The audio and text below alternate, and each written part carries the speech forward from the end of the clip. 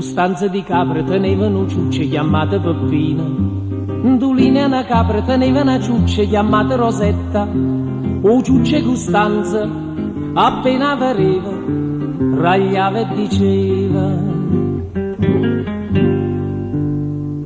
Rosetta, Rosetta, perché non mi pensi mentre tutte le notte mi struggo per te?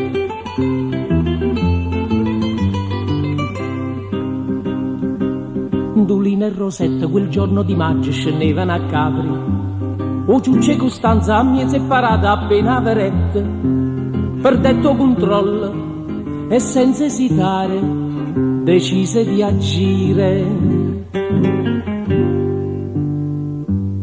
Corretto, corretto, ma non so pensava che la ciuccia Ndulina fuieva così.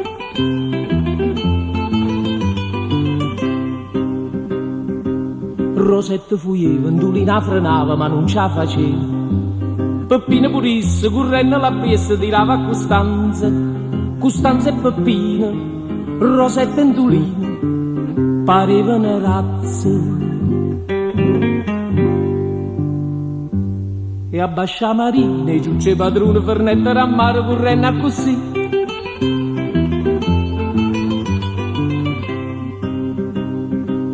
E mo viene il bello di questa graziosa storiella d'onore. Costanza avvilito e mortificato ricetta Ndulina: ti voglio pagare il danno che ha fatto stu ciucce Peppina.